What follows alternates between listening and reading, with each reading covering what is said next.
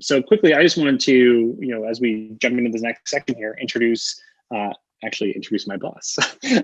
So joining Wendy now is Khoi Vinh, who is Senior Director of Product for Adobe XD at Adobe. When I first heard that Khoi was joining Adobe, I had a bit of a fanboy moment, to be honest. I'm sure he's gonna find that kind of funny, because I had been a big fan of his going back to his work as a design director at the New York Times, and of course been following his blog subtraction.com for many, many years. And so the fact that I get to work with him all the time now is still pretty amazing. So I want to kind of have him join the conversation here, and he and Wendy are going to dig a little deeper. I'm also going to be collecting questions. So if you're here in the chat and you have any questions for these two amazingly talented designers, design leaders, be sure to be adding them in the questions tab in the chat, and I'll be coming on at the end to ask a few of those. But we'll kind of let them kind of have some space and hopefully expose some great stuff through their chat with each other. Thanks, Tal. Thanks, Tal. Talon, you did a great job. I will admit, I had the same story as Talon when when the design when Remote Design Week folks asked me, hey, do you want to do a fireside chat as well with Khoi Vinh? And my literal email response back was, first off, oh my gosh, fangirl moment. And I was like, of course I would. I'm very composed. I would love to do this. Thank you. That's very kind of you. Wendy, that presentation was terrific. I'm so glad I got to sit through it, and then glad that we're able to have a conversation about it immediately afterwards. I have a question. I'm not sure you answered it. My kids were kind of distracting me during part of it. Before COVID, where were you on Maslow's hierarchy of needs? I was looking for a sense of belonging because I joined the company about 8 months ago, and I'm based in San Francisco, where we don't have a very large experience team. I think we have about 15 people here, and we are very East Coast heavy. So we were also a not very strong video culture. So I would get on Skype calls with people and they'd be dialed in on their phone, kind of sounding scratchy, and I would never recognize voices, much less faces. And so it was very reliant on me having to travel somewhere before somebody really wanted to engage. So I actually was super excited. I'm probably one of the rare people who moved up on the hierarchy after COVID because this forced everybody to start talking to me on video rather than tell me, oh, I'll meet you when you come visit our office. And I'm like, right. Anywhere now. Yeah, that's interesting. I mean, at Adobe, I've been at Adobe for about 4.5 years now, and we've got a lot of offices all over the world. And so in some ways, we were set up pretty well for remote working because there was a pretty healthy culture of video calls and being on collaborative software all of the time. But I definitely remember before COVID, being based in New York as I am, sometimes missing out on the center of gravity that is, our San Francisco and San Jose offices. And I would remember in your Catrix, like the serendipity of being there in that same location. Sometimes it was just really terrific being able to have conversations that were difficult to have elsewhere. But the fact that you were looking for a sense of belonging before COVID is interesting because I think one thing that designers often feel is, that struggle for a sense of belonging. Certainly at some companies where there's a really healthy design culture, that may be less true, but there aren't that many of those companies. I don't know if you would agree with that. And so designers are always looking, not always, but designers very often looking for more of a sense of belonging. And so I wonder if this has exacerbated that problem for many of them. Yeah, I wonder the same. And, from the experience that we have at our company, since John and I have joined, like I said, about 8 months ago, we started up Microsoft Teams within our organization where, the team in New York City, the experience team, they knew each other really well. And then the team in Boston knew each other very well, and they seem a short distance away, but they didn't know each other.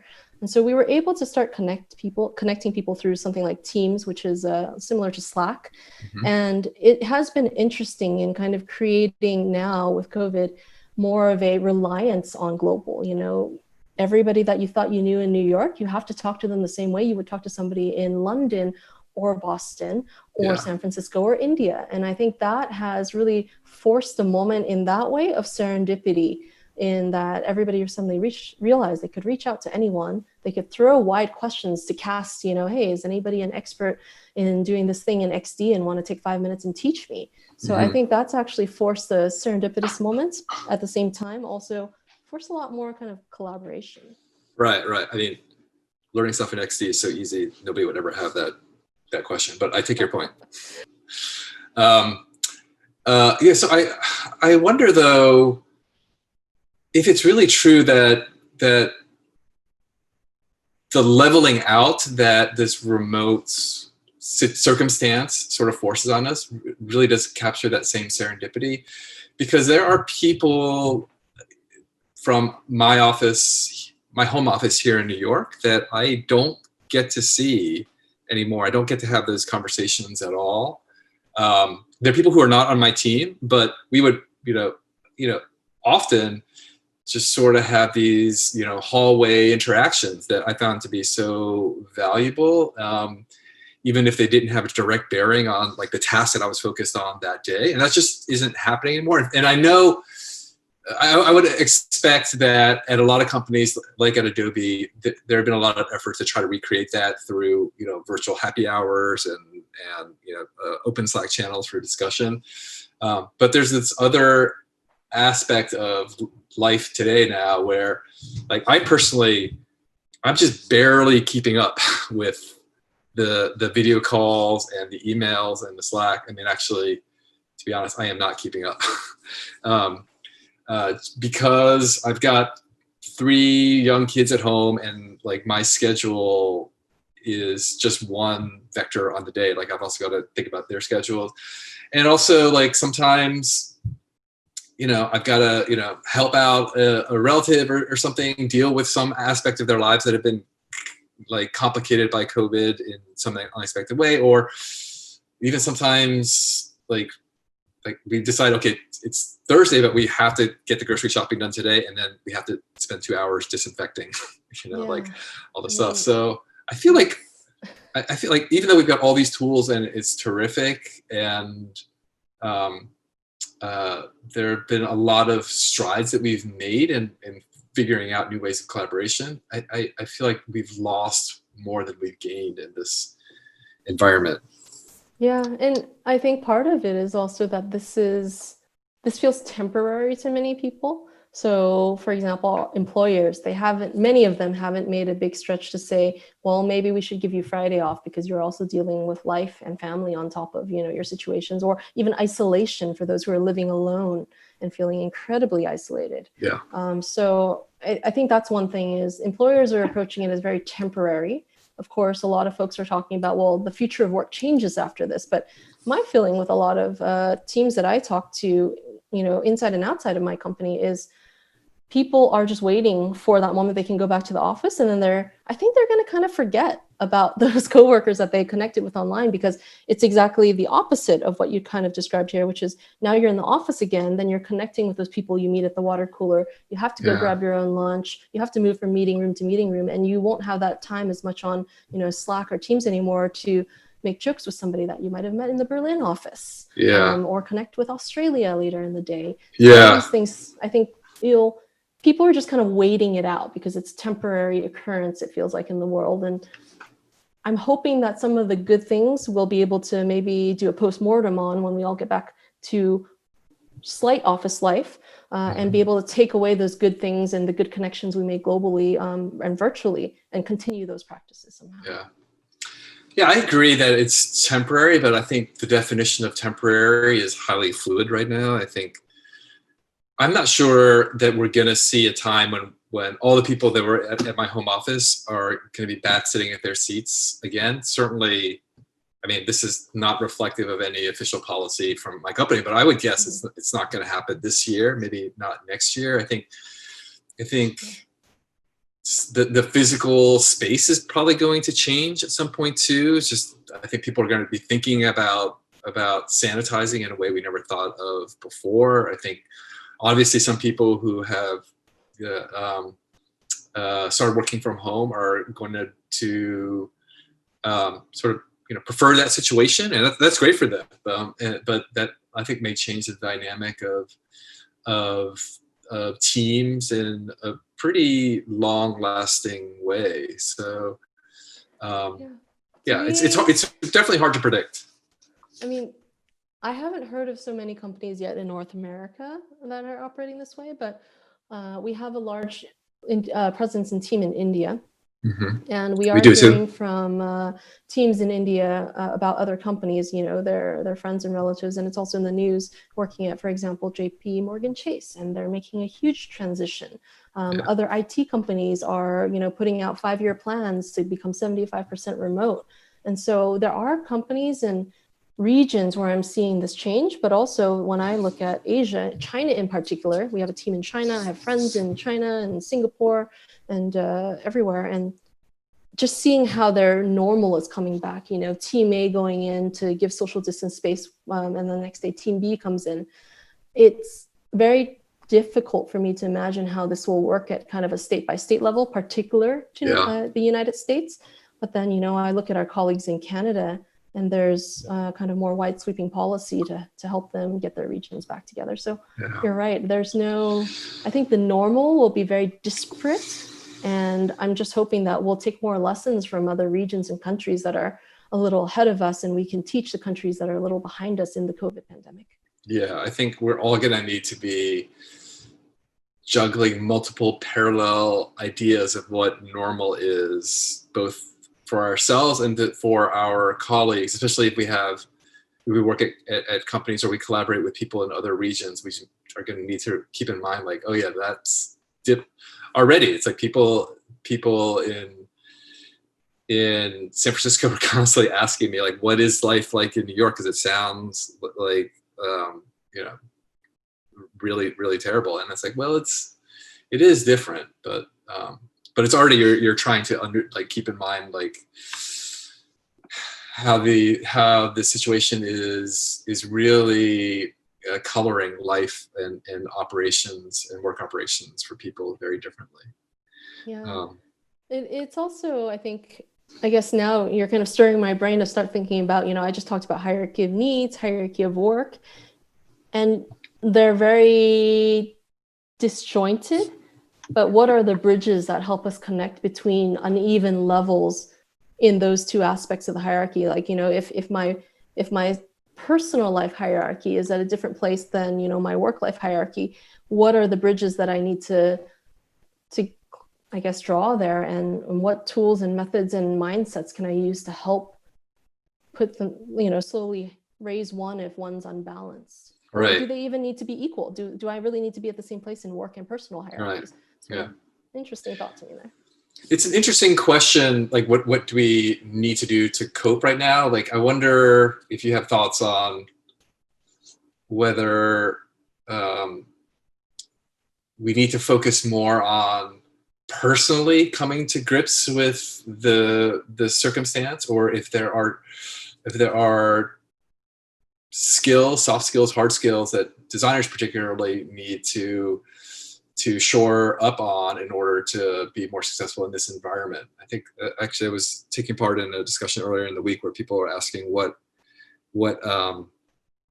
skills I think people need to do to either acquire or burnish in order to see their way through this. I did most of the talking, so I'd love to hear like what your thoughts are on that. I always approach my design teams and folks that I mentor out in industry with, you are a designer, maybe you're a user experience designer, but basically, that the principles of everything starts with consider your user first. And it always astounds me how much, we're very good at that in our work, in designing and creating for other people and putting them in mind, putting that user first. But when we approach perhaps our social life, our personal life, our work relationships, we kind of forget our own basic principles as UX designers. So that's what I want to push first on that is I think we need to keep that user in mind, the person we're talking to, that we don't understand all their situations. We don't understand, their environment right now, because I can look into your house literally right now, but I don't know what your environment is because I don't see the kids. I don't hear them right now. I don't hear the dog or whatnot. So I don't know what to make of that, right? And I think people are at a loss, but they also are trying to tiptoe that line of like, do I ask how they're doing? Is that too personal? I don't know them that well, but others are sitting there wondering like, why hasn't anybody asked how I'm doing? Like, why doesn't anybody care about me?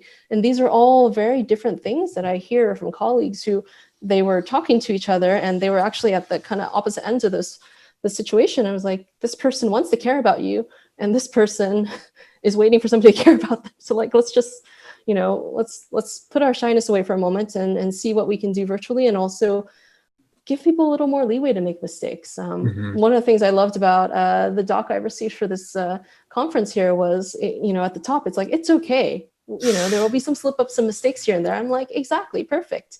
And I haven't presented it to a large group of people where I literally couldn't see anyone as I was doing earlier. And it's very different of that mentality when you have so many things that you can't have a read on, you can't make an assumption on. Mm-hmm. Yeah.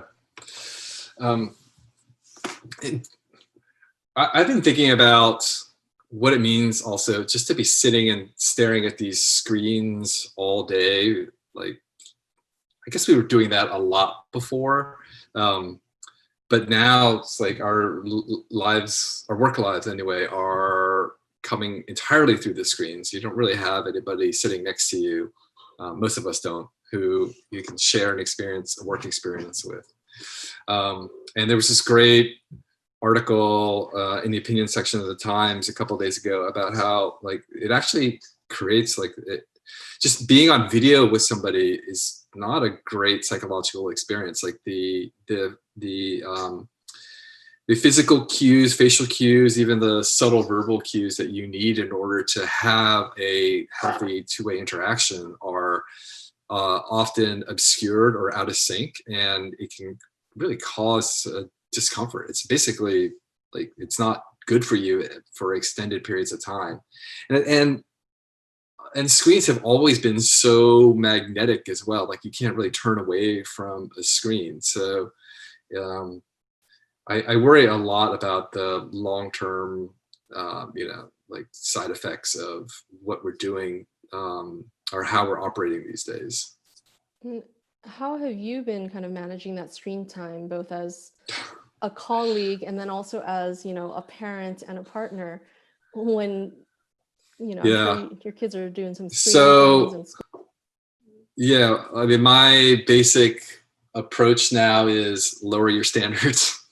Like some days, like if I'm just able to sit down and like, I get the print edition of the New Yorker like mailed to me. If I read one article like in print form a week, I'm like, wow, like I'm so worldly, I'm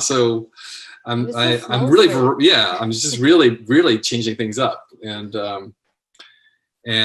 sometimes if like for our kids, like they're getting way more screen time. And so if we sit them down in front of like they're learning French. So if we sit them down in front of like some dumb TV show that just happens that you can switch on the French language version, we feel like, okay, yeah, we did our job today. So overall, it's actually, it's pretty pathetic in the context of, the ambitions that we used to have before all this started. Yeah, and this goes to kind of a couple of flame wars going on Twitter here and there, with the people going in like, since COVID started, I've lost 20 pounds. I've got a new job. I saved $100,000 and my relationship's better than ever. What about you? I've also learned a new language. It's that kind of thing of, where are these people coming in with these high expectations of you're sitting on your couch for 3 months and that's kind of how they're treating it. And I think we have to be more kind to first ourselves in those expectations. Yeah. I mean, you are managing a lot there. And I look, I'm still wondering what I'm going to eat for dinner tonight. So it's very, very much something that I think we need just to be kinder and more forgiving for ourselves of, hey, we got by today and today seems like every other day. Like right now it's Thursday. I did wake up today and I was like, oh, when's my talk this week? It was today. So I think not only do we need to kind of be more forgiving and helpful to ourselves in that way, but the way we can also do that, and quite frankly, as leaders within both our organizations, is to ensure that we show that care and forgiveness to our people. Because I think it's a model behavior that, I want to see people take on that work behavior or that personal life behavior and be able to bring that together, especially right now when literally your time is together. Yeah, I think showing that empathy, if you're a manager, if you're a leader, or even if you are on a team where you have a sense that your mood can help pick up the team. Like if you can show your humanity and show the warts and all part of you, I think that is really important right now. I think that helps everybody remember that like we're trying to get through this as people, as human beings. So. I see a couple of questions coming in. Yeah. Yes. Like navigating this new space. Here I am listening to this great conversation and thinking to myself, how do I just enter into this? What's the etiquette for like turning the video on and off now? Yes. So thanks to everyone being so flexible right now. Yeah. I mean, a lot of you guys both mentioned were just resonating a lot with me. I mean, again, like I just like Khoi. I actually think Khoi, you and I are the only one we had kids on the team right now.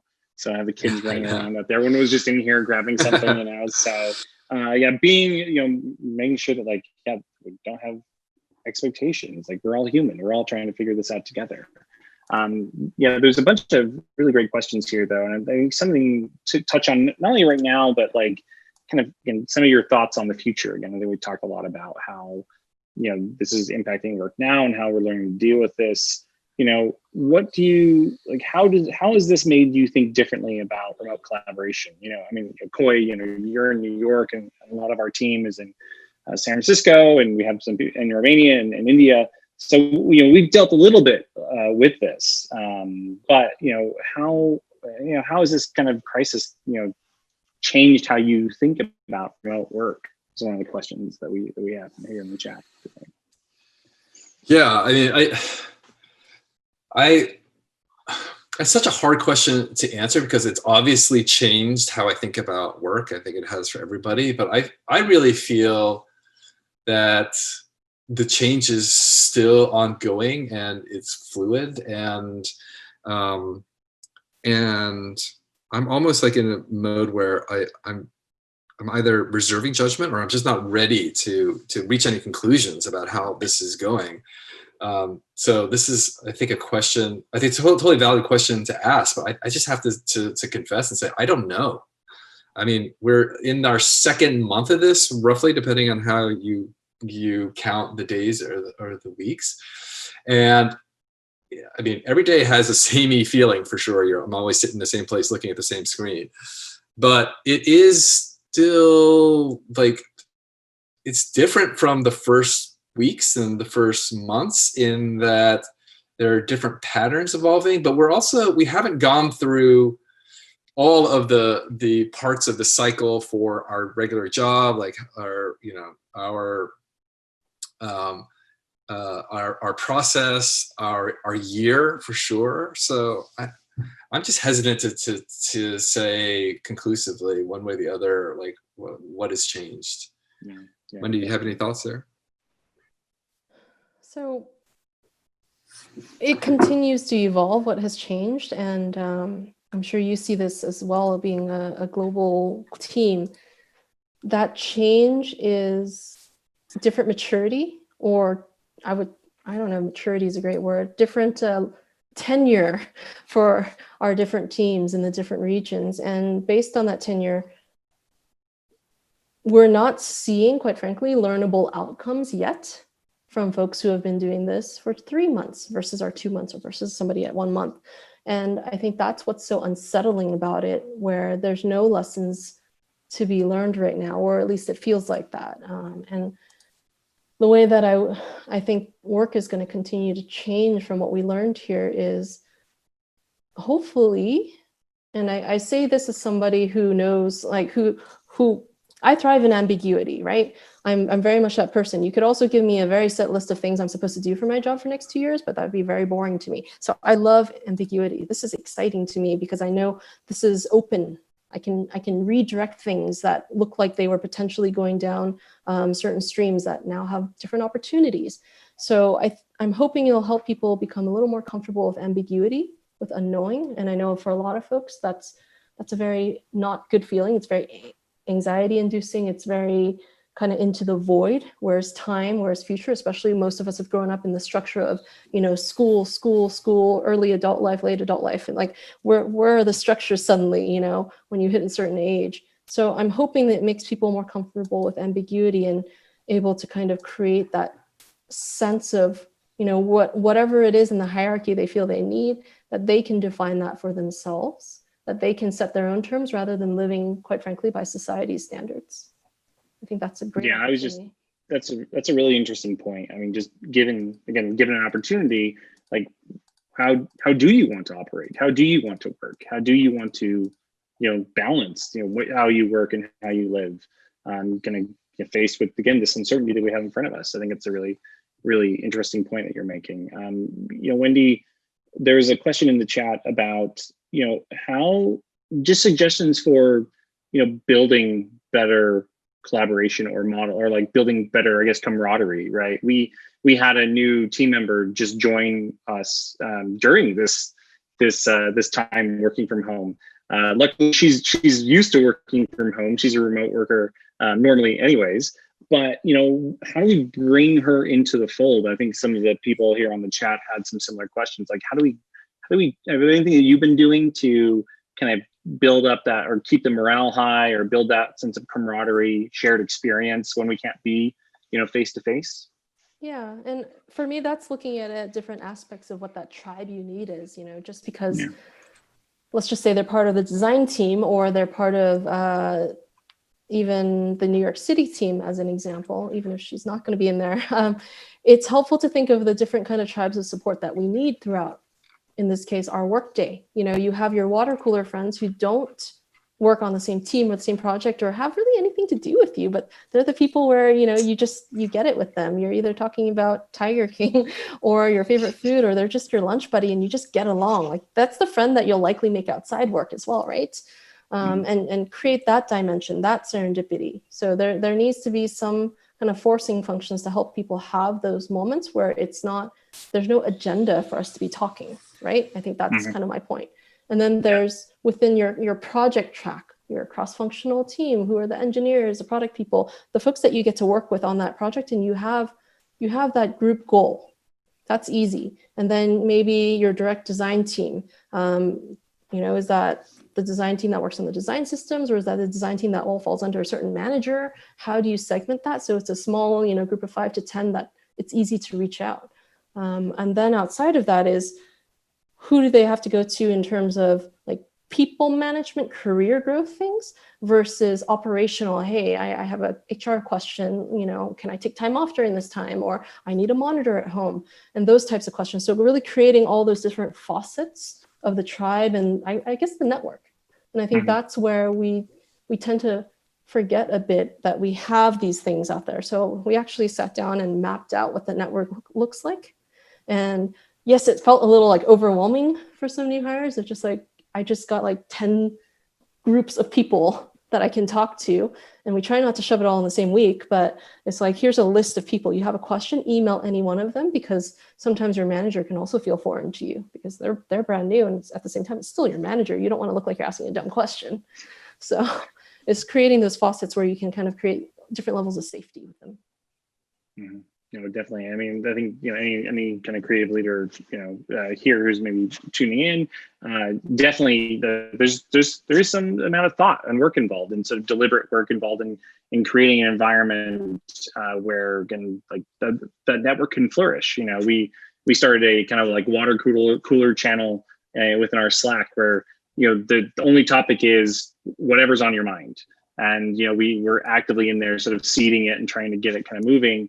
Just kind of, again, for those team members who might be a little more reticent, hopefully they can find something that will spark them, that will kind of keep them interested and keep them engaged. But yeah, it's definitely, kind of part of the work now as a creative leader. Khoi, I had one last question for you. Well, it's maybe two. How are you staying? Well, this is for both of you, actually. Let's do this one for both of you, and then I'll ask the last one for Khoi, because I actually know his answer.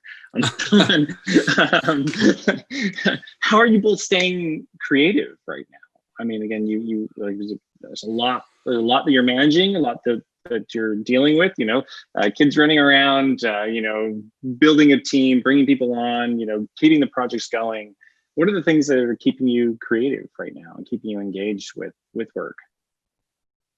So I don't have a good answer here. It's not just the work calls and the school, like remote schooling stuff, like stuff in my house is falling apart. Like the doorbell broke down. I had to install like a new floating thing on our sump pump. A closet door went off the track. So I'm not keeping creative. I'm just sort of like keeping things from falling apart further. I'm trying to feed a little bit of my creativity. You can't really see my setup here, but I've got one laptop here dedicated to video, and then I've got an iMac here for work. And then I propped up my iPad on the left side here, and I'm just playing. I turned the volume down. I'm just sort of playing movies like while I work, and I'm not even watching them. They're just sort of like I'm just catching a glimpse every once in a while, and I actually like to turn on the subtitles if there are subtitles. So that's not an answer, but that's just like what I'm doing.